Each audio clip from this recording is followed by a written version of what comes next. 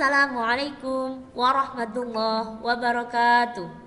Hai siswa-siswinya Bu Anjani kelas 5 MI Tarbiyatus Syarifah. Bagaimana kabarnya hari ini anak-anak? Alhamdulillah. Semoga kalian semua selalu diberikan kesehatan dan dalam lindungan Allah Subhanahu wa taala. Bertemu lagi nih sama Bu Anjani di mata pelajaran tematik masih di tema 7. Kali ini pada pelajaran PPKN, yaitu materi tentang unsur-unsur budaya di Indonesia. Sebelum masuk ke materi, masih ingat gak ya kalian kemarin itu bahas tentang apa materinya? Iya, pintar. Tentang keragaman suku, bangsa, dan budaya. Sekarang dilanjutkan dengan unsur-unsur budaya Indonesia. Kemarin perbedaan suku bangsa itu bisa dilihat dari apa aja ya? Pintar, dari segi fisiknya, bahasanya, adatnya, dan lain sebagainya. Langsung saja kita bahas apa itu unsur-unsur budaya di Indonesia. Nah, dikarenakan Indonesia itu memiliki beragam budaya, kita harus memelihara keragaman tersebut dengan cara apa? Dengan cara salah satunya yaitu kita paham tentang unsur-unsur atau perbedaan dari unsur-unsur budaya itu.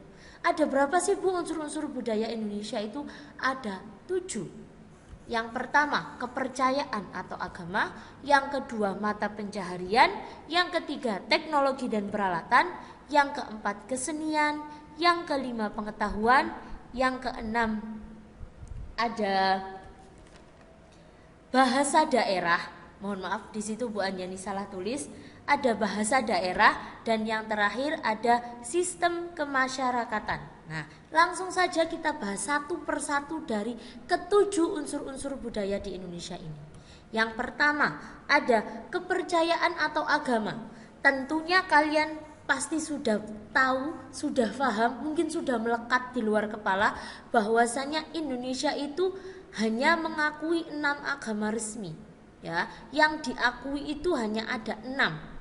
Meskipun agama di Indonesia sangat banyak, sangat beragam, baik itu dari agama nenek moyang, agama yang baru muncul dan lain sebagainya, tapi yang resmi diakui oleh negara hanya ada 6. Apa saja? Yuk kita sebutkan bareng-bareng.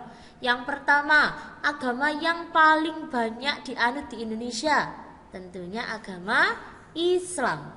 Yang kedua ada agama Kristen Protestan. Yang ketiga ada agama Katolik. Yang keempat ada agama Hindu. Agama Hindu ini yang paling banyak dianut di Bali, perlu kalian ketahui. Ada juga agama Buddha dan yang terakhir agama Konghucu. Nah, di sini bisa kalian lihat bahwasanya agamanya saja pun itu beragam. Jadi setiap orang di Indonesia itu memiliki kebebasan untuk memeluk agamanya masing-masing dan juga beribadah sesuai kepercayaannya masing-masing. Tidak ada yang boleh mengganggu. Misalkan ada orang Kristen mau bersembahyang di gereja, orang Islam ya tidak boleh. Kamu itu kenapa kok agamanya Kristen, agama Islam yang paling benar? Tidak boleh seperti itu. Karena di Indonesia yang diakui negara itu ada 6. Jadi mereka bebas sebebas-bebasnya untuk melaksanakan ibadah dari kepercayaan atau agama mereka masing-masing. Yang kedua, ada mata pencaharian. Nah, di sini selain agama yang beragam di Indonesia, mata pencaharian orang Indonesia itu juga sangat beragam. Meskipun sebagian besar dari mereka itu bekerja sebagai petani. Karena apa? Karena tanah di Indonesia itu sangatlah subur. Nah, selain petani ada apa saja, Bu?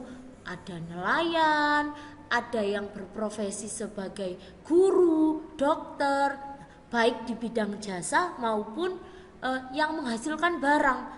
Seperti itu. Misalkan ada yang bekerja di pabrik, membuat roti, mencukur rambut sebagai tukang cukur, dokter, guru, jasa pariwisata, dan masih banyak lagi. Yang ketiga, ada keragaman dalam hal kesenian. Nah, tentu kalian tahu kesenian itu apa saja. Ya, ada alat musik, tari, dan lain sebagainya. Di sini kesenian itu anak-anak dibagi menjadi 2. Yang pertama ada kesenian yang dapat dinikmati oleh mata. contohnya apa? Seperti halnya seni lukis, seni ukir yang bisa kita lihat sama mata. Yang kita itu menikmatinya itu melalui mata. Lukisan, gambar, terus ukiran, bentuk yang 3 dimensi, ada juga tarian. Nah, yang kedua adalah kesenian yang kita nikmati dengan menggunakan telinga. Jadi contohnya apa? Alat musik, lagu daerah. Nah, kalau alat musik masih bisa kita lihat bentuknya, tapi cara menikmatinya kita nikmati dengan telinga. Seperti halnya juga dengan lagu. Kita tahu lagu enak itu karena kita bisa mendengar. Maka dari itu kenikmatannya di kesenian ini dinikmati oleh telinga. Yang ketiga, ada pengetahuan. Nah, di sini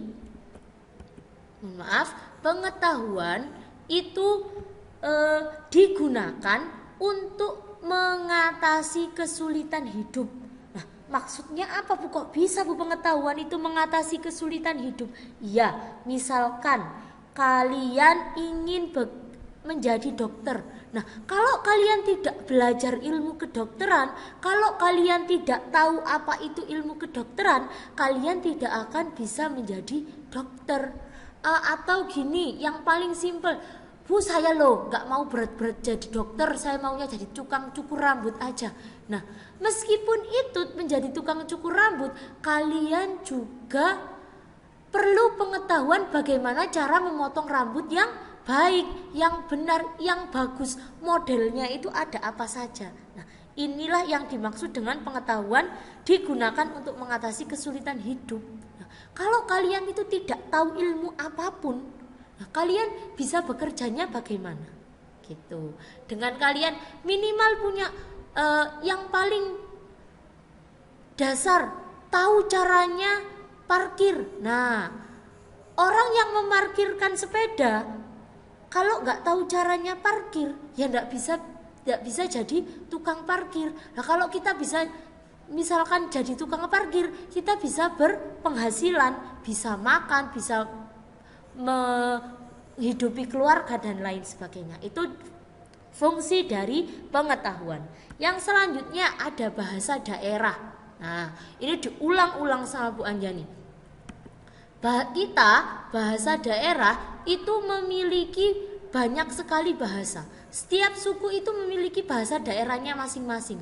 Sedangkan kita kemarin sukunya ada 1128, ya kan?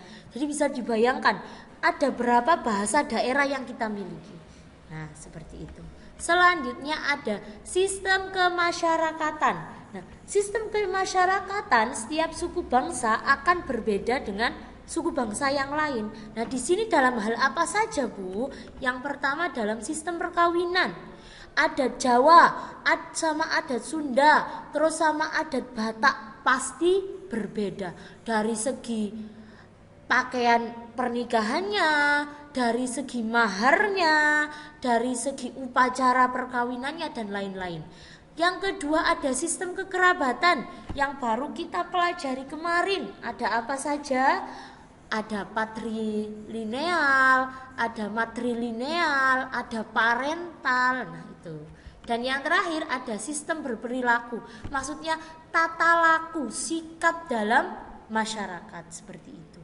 Nah, itu tadi anak-anak mengenai unsur-unsur budaya di Indonesia. Nah, bisa kalian ketahui bahwasannya unsur-unsur budayanya itu sangatlah beragam. Oleh karena itu, sesuai dengan semboyan kita Bhinneka Tunggal Ika, berbeda-beda tetapi tetap satu jua. Kita harus tetap bersatu, harus di masyarakat itu harus ada persatuan dan kesatuan. Nah, melalui persatuan dan kesatuan kita itu memperoleh manfaat apa sih, Bu? Nah, yang pertama, terjalin keakraban antar warga.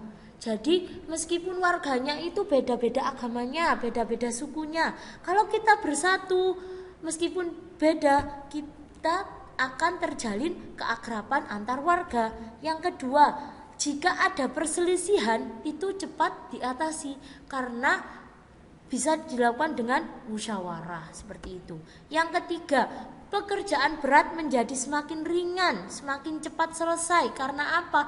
Karena kita tidak membeda-bedakan, kita mau bergotong royong, baik itu yang berkulit putih, baik itu yang berkulit hitam, yang beragama Islam maupun beragama Kristen, itu mau bergotong royong untuk membangun lingkungannya. Yang keempat, meningkatkan kekuatan dan ketahanan masyarakat. Yang kelima, dengan adanya kita bersatu, tidak beda-bedakan, kehidupan itu menjadi damai, serasi dan juga tentram tentunya. Nah, di sini bagaimana sih Bu contoh sikap kita itu dalam menghormati keberagaman, dalam menghormati persatuan dan kesatuan, dalam mewujudkan Bhinneka Tunggal Ika, itu contoh sikapnya seperti apa? Yang pertama, harus bersikap sopan dan ramah kepada siapapun, terutama yang lebih tua. Tidak boleh ngomongnya, "Hei, kamu dari mana?" Nah, itu kan gak sopan. Lebih baik kalau, "Halo, assalamualaikum, kamu dari mana?" Nah, kan lebih enak didengarnya. Yang kedua, tidak merendahkan suku, bangsa, agama, atau ras yang lainnya. Yang ketiga, mengutamakan kepentingan bersama. Nah, dengan adanya mengutamakan kepentingan bersama ini, kita bisa menyelesaikan permasalahan itu dengan cepat. Yang keempat, saling toleransi. Nah, toleransi di sini dalam hal agama, suku, bangsa, dan lain sebagainya. Yang kelima, saling tolong menolong tanpa membedakan. Dan yang terakhir ada saling menjaga kerukunan. Itu tadi anak-anak tentang keberagaman yang ada di Indonesia. Kalian sudah mengetahui keberagaman suku, bangsa, budaya, unsur-unsur budaya, juga manfaat dari adanya persatuan dan kesatuan dalam sebuah keberagaman. Semoga bisa kalian terapkan di rumah dan dapat bermanfaat. Untuk tugas kalian di rumah, silakan kerjakan LKS halaman 66, evaluasi PPKN Romawi 1 dan 2. Kerjakannya di buku tugas, jawabannya saja, tidak perlu soalnya. Demikian penjelasan dari Bu Anjani. Semoga bisa bermanfaat untuk kalian. Jika di rumah kalian ada berbagai macam keberagaman, saling toleransi, tidak boleh membeda-bedakan. Ya anak-anak, siap? Oke, Bu Anjani akhiri. Mohon maaf bila ada salah-salah kata. Wassalamualaikum warahmatullahi wabarakatuh.